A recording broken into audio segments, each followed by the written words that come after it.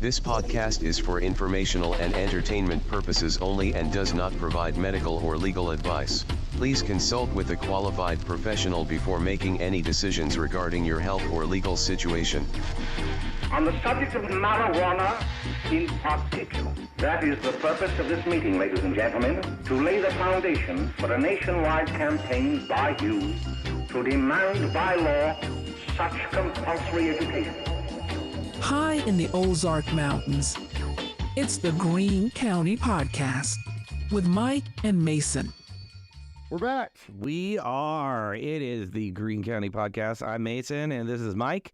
And today, we're going to dig into something that I tried to talk about last time, but we might have gotten too high to cover it. Well, no. Well, again, we were referring to the fact that last time we did this, Mason came in here with like a book worth of pages of the legal landscape in Missouri, and I was like, hey, do you really want to do this one today? I don't really feel like it. I think we made the right choice because today I think I'm in the headspace to actually talk about this, the legality of recreational and medical marijuana in the state and how that landscape is constantly changing. Mm-hmm. The legal scope. Before we get into this, we may actually get an interview to talk about some of the legality stuff, but we tried earlier because I sit on a board with numerous amounts of Springfield police detectives. Friends with cop. Well, my aunt's a retired detective. I've always been friends with the police, which is good. You'd rather be friends than not. I asked them early on, I said, hey,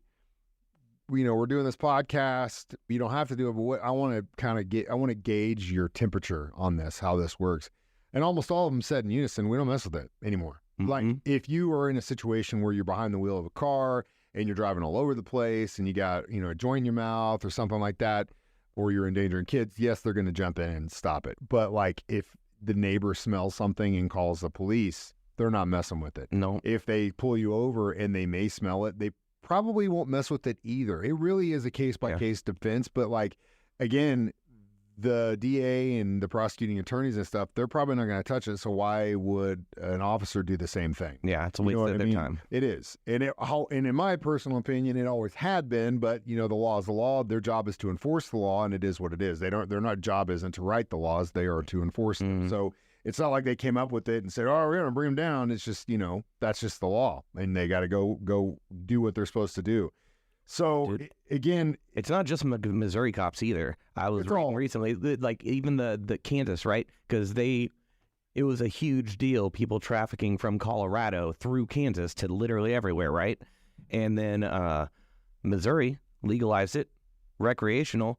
I heard that all their arrests and stuff have gone down or plateaued too. They just really don't care. Nobody's really taking it back and forth anymore because everybody can do it where they're at. Yeah. I'm a huge proponent for legalizing it, and this is the reason why. It just makes it safer and easier and less of a waste of time and money and resources. Yeah. And again, there is an argument to be made that the war on drugs has failed. Or we won it.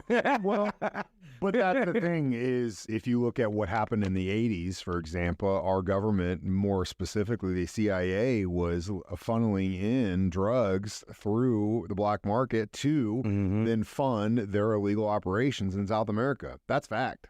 I'm glad you brought up the war on drugs, because I say all the time, we're suffering from PTSD from the war on drugs. No, we still are. And the guys in our generation are never going to forget and always be paranoid at some point because it's just too good to be true. But again, there is a benefit for certain factions of the government for the war on drugs to continue. You got the prison system. Makes it easier to make it privatized. I'm not saying it's a good reason. I'm just saying that's their justification for it and the reason why this stuff continues. Again, fentanyl, for example, is a horrendous thing. And you're seeing overdoses of these kids every single day. It's like I told my oldest, I said, when I was a kid your age, I'd already made so many stupid decisions, but when I made those decisions, I didn't have to think about the fact that doing this thing would inevitably kill me 15 minutes later. Right. That's the bad scary stuff you do when you're a kid, take this, it'll do this. What about this? Oh, try this, whatever. I didn't have to worry about. Now, again, I wasn't injecting like heroin into my veins or anything, but at the same time, the stuff I did now, if you were to try now, there is a chance that it could be or has fentanyl in it, and you could die for one of those times where you're like, you know what, I'll try that. And then 15 minutes later, you're dead. I'm going to let you know, nothing's worth that. No, not even, no. And thank God they can't cut marijuana with fentanyl, but that's another reason to just grow your own so you don't have to worry about it. Right. So anyway, off the box now, the landscape of the legality situation in Missouri constantly is changing, obviously, as they figure out how to deal with this. Most recently, they had the whole packaging situation. Where now it's literally like they can't have any kind of different colors. Is that? Well, yeah. So they're trying to make it so it's not appealing to children. Which first, I get that. That makes sense. I get if you have, but from the way the law is, it should just be locked up somewhere out of their hands. I get it if they see something in your home, but at the same time, from a dispensary, there shouldn't be any kids in there anyway. Well, there shouldn't be. I think they just don't want it to seem appealing.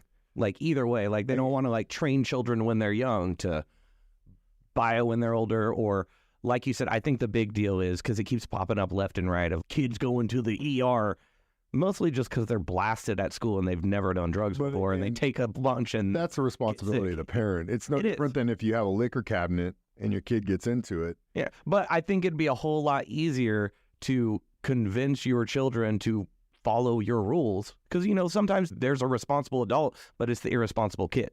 You know? But again, but that still falls on your shoulders. For example, in my situation, Emma, the weight I'm sitting on, that room is locked unless I'm in there, and no one else has a key. I get it, but like if that kid ever comes across it, it's going to be much harder for that kid to show restraint if it's got a tiny little purple dinosaur and has been watching cartoons all about it its entire life. That is and again, I just personally think it's kind of an overcorrection. It's like, what? I don't see the point, but if they're going to do it, it is what it is. There are some people that agree with you on that because they're very strict with the thing. It can only be one color maximum with 2 logos on it now. What else is the other thing? It has to say marijuana, cannabis, that triangle thing, really big on it. It has to say that it is marijuana, which that's fine. Yeah, we know what it is. Yeah, we know what it is. Kids might not. It's got to be approved packaging. Because of this change, we might see some really good sales coming up. They have until July 1st to get rid of all of their old packaging. All right, you better be paying attention to where those good deals on concentrates are, because we're going to jump on that. I'll do it. It's mostly edibles is the biggest thing. Yeah, because the way they're sold and packaged. But lots of people are having problems with this. There's some pushback because there's supposed to be the same restrictions and regulations for cannabis products as alcohol. And some of this is starting to get a little bit more strict. Yeah. That's why we go back to the beginning. We're not enforcing it because it changed last week and they're going to change it next week. Exactly. And it's going to. And there's some more stuff coming up that's changing that might benefit you. We can talk about after this break. So when we were talking just now, you said they're going to do something that is going to benefit me. Well, I mean, okay, so there is a couple studies out right now talking about marijuana usage and driving. Right? You shouldn't get blasted and drive, but I have one in my hand right now. Marijuana use doesn't increase car crash risks, but drinking alcohol does. Scientific proof now. We finally have it. Yeah, but then again, the whole thing is there is no way, as we sit here right now, to definitively test someone who may or may not be under the influence, especially if you are a high tolerance user. And they're working on that now too. But I would love to see what they come up with. Have you heard the new, I'm not okay with this new thing they're proposing. Blood tests. If you get pulled over under suspicion for marijuana, you have to submit to a blood test. I don't think they can. I don't know. They can do it with alcohol. They can if they can do that with alcohol. I think if you it's like there's an accident and or someone like gets hurt, maimed, or destruction of property. Yes. Then I think they can do that. But I don't think I think if you refuse like breathalyzer, then they can't really do a whole lot after that point. If it's just a straight up, I noticed that you were swerving, or I think that you're under the suspicion. I think legally there has to be a line that's crossed for when they do a blood draw. if they're going to try to do that, good luck enforcing it again. Well, because with alcohol, your license is revoked for 2 years. If you deny. If you deny, and then you have to go to court to try and get it back if you weren't at fault. Again, I'm really interested to see how this pans out. This has been something, though, they've been trying to pull off since Colorado went recreational. What, 12, 15 years ago? Yeah. And here we are still. So they can say it all day long, but it has to be within it literally has to be so damn close to 100% that it stands up in court. Yeah. And it's the whole thing with like a lie detector test back in the 80s, 70s, and 80s. That was like, dude, did you fail a lie detector test? Throw them in jail. Now they it's used as a tool to kind of focus in on people. Yeah. But it's not admissible in court, really. It doesn't do you any good because, again, there has to be, without a doubt, accuracy.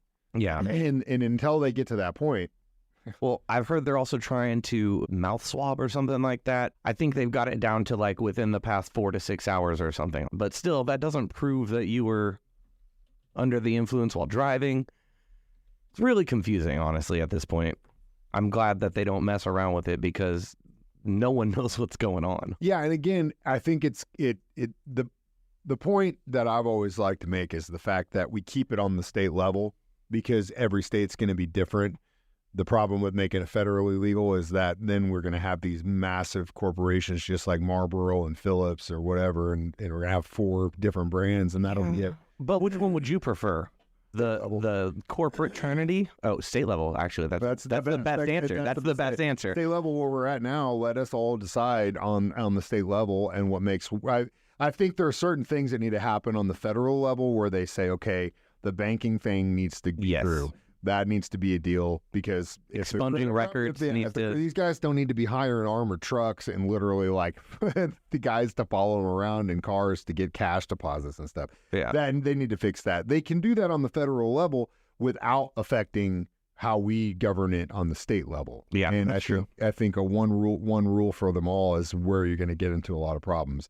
But at the end of the day, like I always say, as long as they don't screw with my ability to grow, I don't care what you do. Just don't mess with my stuff, and that's all that matters to me. It's a very libertarian approach. Yeah. And I think, again, like, especially in like the political landscape, most of us are moderate. We've all got things that we view as, this is my conservative view on this situation, and this is my extremely liberal view on this situation. Mm-hmm. It's not a one-size-fits-all like the media would like you to believe. We're either this extreme or that extreme. That's not the case. I think the majority of us are probably somewhere around the middle that we can find connections. We might not agree on everything, but at the same time, it's like, I would rather be friends with someone that's a little bit closer than being told I'm an extreme or I got to be that extreme. Yeah. That's not where it needs to be. Man, I agree with you so much. I was thinking, that's why this podcast sucks is because we just agree. Well, okay, yeah, I'm going to take an opposing view. I'm going to take an opposing view. Oh, man. Well, I don't even know. Things are getting crazy with the law. There was a thing that happened over this past year that could be affecting your mom's ability to get CBD lotion. Yeah, well, did you just see that scientific thing that's saying CBD doesn't have any kind of... There was a recent one that CBD didn't have any kind of traceable benefits that they could... But again, it's like I said, if that's the case, then how in the hell is a CBD dab curing my hangover immediately? Well, maybe it doesn't have to... Maybe like sober people that aren't constantly putting cannabinoids into their system. Yeah, that's probably... Maybe it doesn't have effect. Maybe you already have to have something in there. There's a lot of variables with tests like that too. So I'm going to leave that up to the scientists. Yeah, and we're not scientists. Not even close. I do like to call myself a weed technician, spell it with a THC, but I think that's because I've used to MacGyver my own pipes. You got to be careful with that stuff. What? MacGyvering your own pipes? You've never made an apple pipe? I've done apple, I've done the 2-liter, I've done the gravity, I've done it all, but dude, in the day, nothing beats glass, my friend. Nothing beats glass. I had to go to college court. Maybe that's our next podcast as we just discuss paraphernalia, just the straight up paraphernalia. Oh, that'd be fun. Maybe I used to take pictures of all my pieces. Because, I've got some that are older than my oldest kid. Really? Oh, yeah, for sure. I stopped buying glass a long time ago because you get to a point where you're like, do I really need another one? But yeah, I have a pretty extensive collection. Not like a ton, but really like old stuff. But we're going to get off topic here. We are already off topic. We're going to stick this paraphernalia conversation for the next episode. We'll be back to talk a little bit more about the legalities in the state of Missouri on this episode of the Greene County Podcast. All right, we're in the studio one more time. I'm here with my lawyer, Dustin Mayer. Hey, you don't use my legal name on here. I'm Mason. Well, as a lawyer, you're a different guy. Your DJ is Mason. Your lawyer is Dustin. Dustin, the lawyer. So anyway, what else on the legal landscape? Well, I was going to talk about the thing that happened last year. We kind of touched on it before the break. 60,000 marijuana products were recalled. I don't know if you know this. Yeah. Product got a little scarce. It was a little hard to get the stuff you wanted because they pulled everything. There was a weird situation, what they call it, inversion. They took legal hemp cannabis, right? So it wasn't grown for THC, had like next to 0 THC in it, tons of CBD. They take that from one state, brought it into our state, did some crazy science chemical stuff on it, and turned that CBD that was in it back into THC. I didn't even know it was possible. They do that now. And then they used it for a whole bunch of extracts. The company was called Delta-8 Extracts. Delta Extraction. They deal with tons of brands and companies in Missouri. They basically make the extract and the concentrate and then sell it to people so that they can make edibles and vapes and all that stuff. So from a legality standpoint, why is that a problem? It's being argued that it was a problem because it wasn't Missouri-grown marijuana. And all the stuff that's sold here, supposedly. It's supposed to be legally, it's supposed to be grown here. Also, another thing they were worried about was that it might not have gone through all of the proper testing because of, it coming in through this weird third-party situation. I think it was perfectly safe and perfectly fine. The company does extractions well. It wasn't like anything underhanded. Everything seemed above board. But now they're arguing about it, and it could lead to some more regulations with THC products or CBD products. Oh, and also like the Delta-8 stuff too, right? It's kind of like that was legal before it was legal. Well, yeah, it's a gray area legally with that stuff too because it's a chemically composed Delta. It's not Delta-9, it's Delta-8. It's similar but slightly different. Yeah, it's not got the psychoactive supposedly as strong, but I've never tried. It's kind of like the same thing what happened when the spice came out 20 years ago. A little bit, yeah. It's more natural. Like, why would I smoke potpourri with chemicals all over it when I can just smoke regular pot that I have? No, I'm good. I actually had one time I was at a show in Kansas City, Tedeschi Trucks, and I was up front watching them play. Dude next, I smoked, and then I typically don't try and pass because I don't know you may, unless you're with me. And this dude is like, "Hey, you smoke?" I was like, "Yeah." He's like, "Man, I got a bowl of the smoke." I was like, "Great, cool." Dude had smoked that KT shit with me, and it sent me into a massive panic attack. I was like, bad. "What is this?" And then he goes, I took a hit, and I was like, "Oh, what is this?" And he's like, "Oh, it's that spot." I was like, "Bro, you gotta tell somebody, man." And I just started sweating and just freaking out, man. And I had to get out of there. And I didn't have, that was the only time. And the only reason I did is because the dude never told me. So yeah. I hate that stuff, man. It's so dumb. It's especially now when you can just get naturally grown cannabis. You can get marijuana. Why you messing around with the fake stuff? Well, back to what you were saying about the products recalled. Yeah. The silver lining in that is that the system in which they test all this stuff and what all these things have to go through before they're even allowed to be sold to you is extremely hardcore. And this is a great example of something that they found that necessarily really isn't, to me and Mason, not really a big deal. Yeah, it's not bad. It's not like it just wasn't legally clear. It just didn't go through the proper channels. Like if you were to build a driveway in the city of Springfield, you have to go through the proper channels to get approval with the city. They come out there, they look at it. Yeah, this is good, great. If not, you can get into some trouble for that. You have to go. That's just the law. It sucks. Not to say it's right or wrong. It's just that's the law. That's how it is. But I wanted to bring this up. You know those Takis, the little snacks. Oh yeah, things, right? Delicious. That's food that literally sold at every gas station, every supermarket, every Walmart in the entire country, right? those things don't have to go through the same kind of strenuous loopholes they do to get to market, right? Like, have you ever seen because they're from out of market or from no, they're because they're just not a domestic product. Like, it's a difference between like how strict the marijuana industry is when it comes to this stuff versus the food industry, stuff that we eat. No, we're putting it in our bodies. Yeah, they don't, right? Yeah. You've seen like those pictures of under a microscope and what they find in those things. Like, no, I'd be scared to. Bro, don't do it. If you like them, don't eat it. Don't watch it. It's like going to the hot dog factory. You'll never want another one. Don't watch it. I'm telling you, man. Like I said, it's one of those things where you go find out too much. But the point of that is, don't rest easy, because like I said, the system that they have in place with this is working, and look what they do for that versus what they don't do for the food we eat and drink every true day. That's true. They're literally out there making it safer for us. Yeah, and that's, I mean, it's sometimes it's a pain in the ass for some, but it's built to protect us. Coming from a time when I'd have to buy it from some complete stranger, get in a car, go someplace I didn't know, and then I got it, but it was in like a detergent box. Yeah. And literally tasted like freaking Tide or something. Or you got the stuff it was packed in, and you could just, the hair. Oh, dude, hair. The amount of hair in brickweed was disgusting. And again, there could be all kinds of stuff in there. I don't even know what animal's hair it was. So bottom line is, yes, it's legal, but it's still a work in progress. And as always, if you have any questions about anything we talked about in this podcast today, please hit us up, greencountypodcast@gmail.com, or our website, greencountypodcast.com. Great tips, recipes, cultivating. We got it all there for you. And next time you hear us, we're going to spend way too much time talking about paraphernalia. Which recently you could have got arrested for too. Either way, indulge safely. Yeah, you can take more, you can't take less. Yes, pass to the left.